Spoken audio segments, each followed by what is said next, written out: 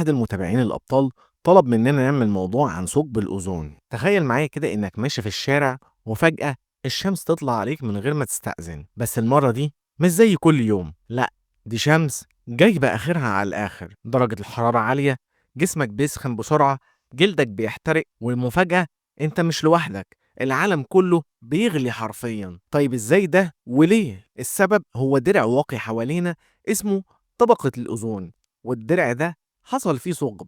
بالمعنى البلدي الدرع ده اتخرم، والنهارده هنتكلم عن ايه هو ثقب الأوزون وحصل ليه وهنعيش ازاي لو اختفى تماما. في الأول خلينا نتكلم عن ايه هي أصلا طبقة الأوزون دي، وعلشان نوصل لك المعلومة، طبقة الأوزون دي زي الشباك السلكي اللي بيركبوه على الشبابيك في الصيف علشان البعوضة ما تدخلش. بس الشباك ده حوالين كوكب الأرض كله، بتتكون من جزيئات اسمها O3، يعني 3 ذرات أكسجين، ومكانها بالظبط في طبقة الاستراتوسفير على ارتفاع من 10 ل 50 كيلو متر فوق راسك بالظبط. ووظيفتها بتفلتر الأشعة الفوق بنفسجية الخطيرة اللي جاية من الشمس.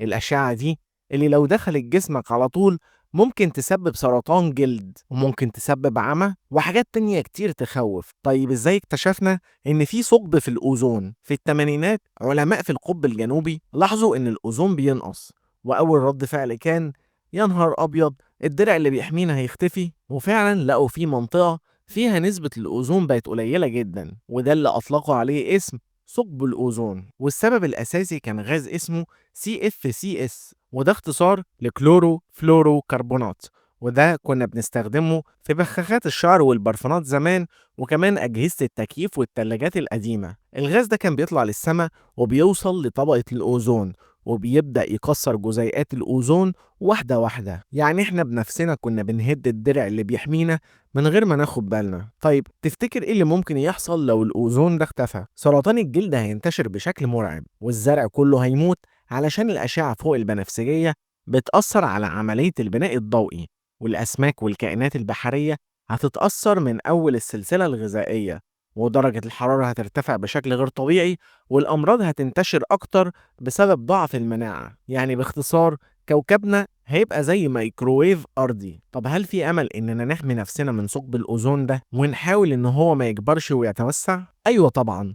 البشر لما فهموا حجم الكارثة حصلت حاجة عظيمة. في سنة 1987 تم توقيع بروتوكول عالمي اسمه بروتوكول مونتريال، وتم فيه منع استخدام CFCS، وبدأنا نلاحظ إن الثقب ده بيصغر بالتدريج. يعني فعلا احنا خربناه بس عرفنا نصلحه، وده شيء يخلينا نتمسك بالأمل. وهنا ممكن نسأل شوية أسئلة ونرد عليها في نفس الوقت، واللي ممكن تخطر في بال أي حد فينا. يعني إيه أصلا ثقب؟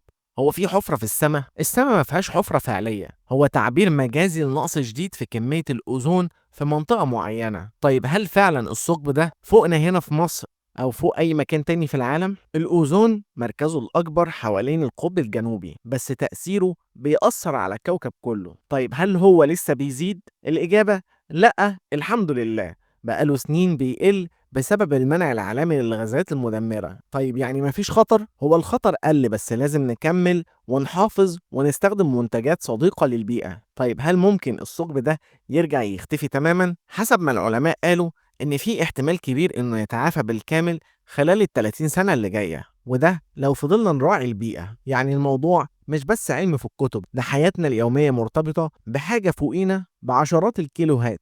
درع لو اختفى احنا كمان ممكن نختفي. وخد بالك، في كل مرة ترمي حاجة ضارة أو تستهلك منتج مش صديق للبيئة افتكر إنك بتهدد الأوزون بإيدك. ودايما اسأل نفسك، هل الأرض هتفضل صالحة لأولادنا ولا هنسلمهم كوكب مسلوق؟ عايزين نخلي العلم دايما سلاحنا والوعي هو طريقنا.